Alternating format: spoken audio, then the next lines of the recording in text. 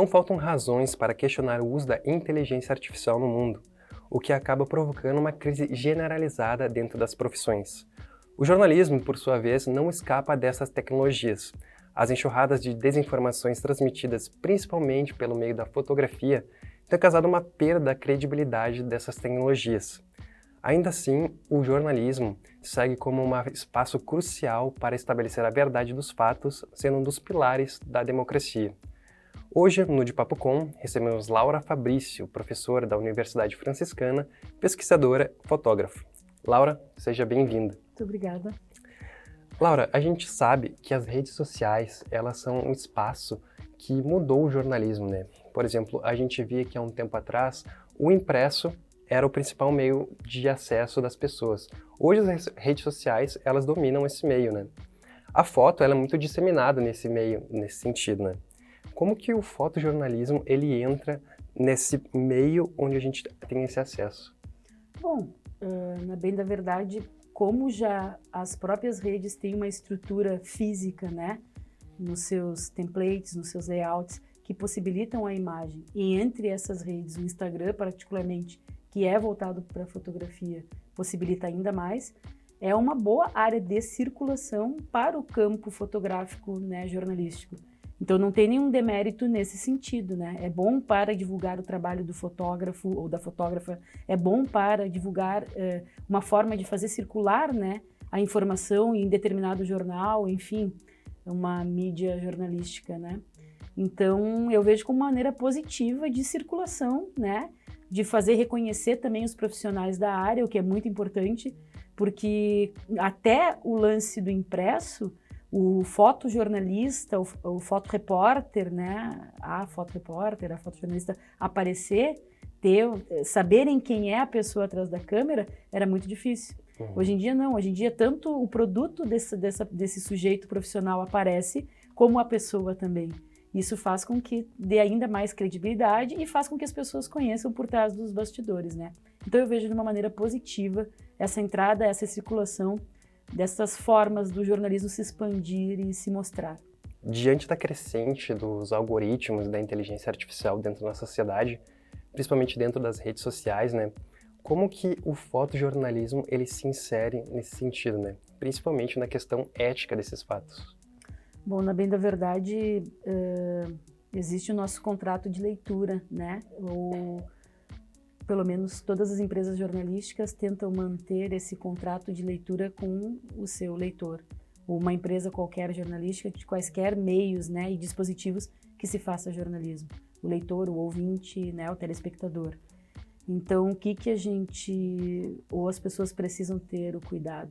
Na bem da verdade, é uma certa responsabilização do sujeito consumidor da notícia em tentar, portanto, tendo condições, acessar aqueles meios e fins que realmente tenham credibilidade.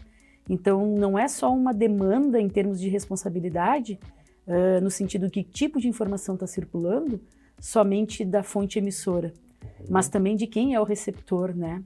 Então, as pessoas têm por uma obrigação também buscar os mecanismos de defesa contra as fake news ou as notícias, né, falsas, enfim, né?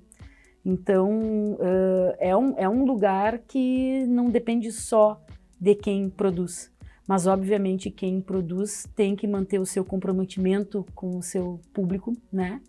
Tem que ter a responsabilidade da credibilidade daquilo que está passando, não é?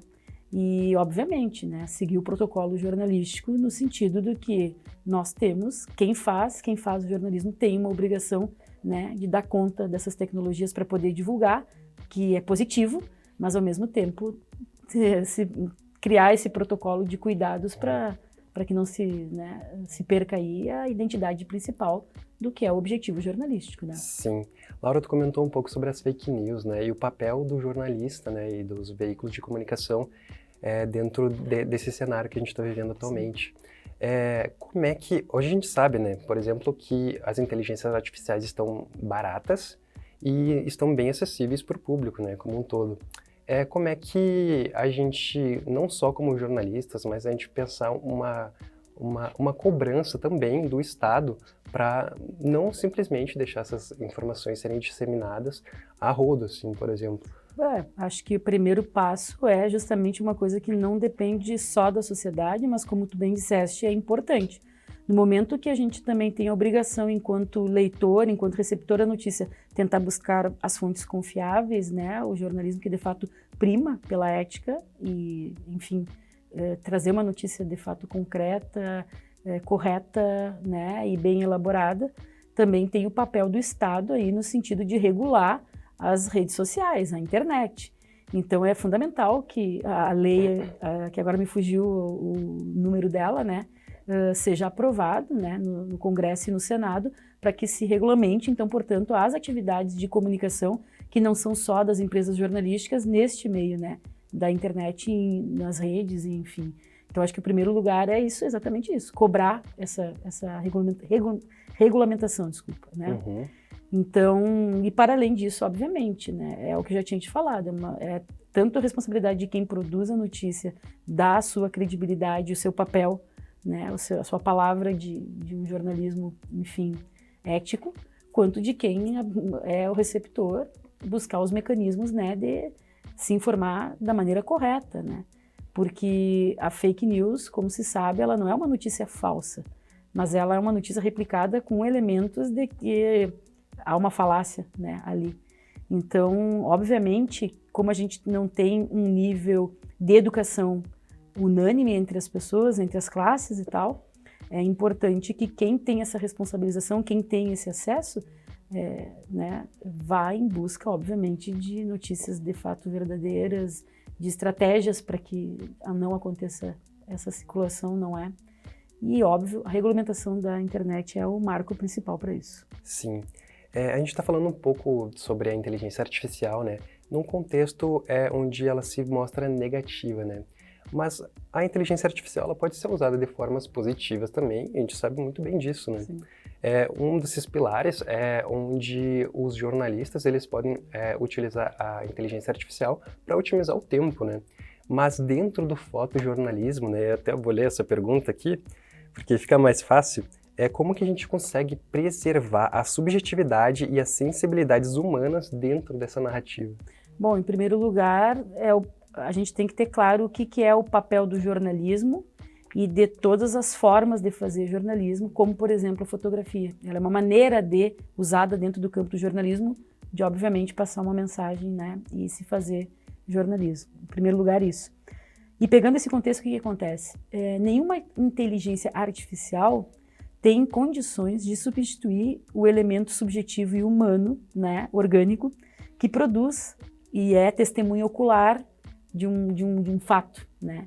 Então, não existe uma possibilidade, por exemplo, de substituição, né? Uhum. Consequentemente, porque tem essa característica do que é a inteligência artificial, ela não pode ser usada dentro do jornalismo, pelo menos pela empresa que quer ser credível para o seu, né, receptor. Então, não é uma possibilidade de ela ser inserida dentro do nosso campo jornalístico para que se produza, né, jornalismo. Então, inclusive dentro da fotografia. Então, eu entendo que ela não substitui e, consequentemente, ela não deve ser usada, né, justamente porque o que é a inteligência artificial no que tange ao campo da fotografia de um aspecto geral? Eles se servem de bancos de imagens já existentes, né? Então, é óbvio que uma inteligência artificial poderia se servir de um banco de imagens jornalísticos para criar uma terceira fotografia, um terceiro objeto ali artificial, né? Mas, a bem da verdade, a gente tem que excluir essa possibilidade justamente porque o ato de fazer, ele não pode depender, né, de um sistema como esse. Ele tem que depender de um elemento humano, né, e, portanto, subjetivo. Essa é a maneira de preservar, sabendo a identidade do que é, né, o próprio jornalismo e, obviamente, a identidade de que é um fotógrafo, uma fotógrafa deste campo em específico. E dentro desse contexto, né, o que um jornalista, mas precisamente um fotojornalista, precisa para ser um bom profissional dentro dessa área? Bom, eu acredito na formação acadêmica. Eu entendo que toda a trajetória da fotografia dentro do campo jornalístico não dependeu de uma formação acadêmica em jornalismo para que se tivesse grandes profissionais desta área, desta fatia, né? Nós temos muitos fotógrafos e fotógrafas que não dependeram de um diploma para exercer. Mas fato é que na sociedade moderna a gente tem esta possibilidade, essa necessidade, que não é uma formação meramente técnica, é uma formação reflexiva, é uma formação humanística e que perpassa, obviamente, uma construção pautada na responsabilidade do que é, né, esse sujeito jornalista, né? Então, óbvio, as condições para que tu seja um profissional desta área é, sem sombra de dúvida, uma formação cultural ampla, em todos os aspectos, que não depende do diploma, mas que sim, que se busque o diploma, porque não é só um apertar de botão, e isso é uma coisa que eu sempre falo em sala de aula, questões em que eu abordei de maneira reflexiva nas pesquisas que fiz para a fotografia e particularmente para a fotografia de imprensa, né? E, obviamente, ter uma formação técnica também para tu ter qualidade do produto que tu estás fazendo ali. Isso não significa ter câmeras caríssimas, significa muito mais, né? Como eu sempre digo em sala de aula, um sujeito que é jornalista, ele não pode ficar também só no seio da academia.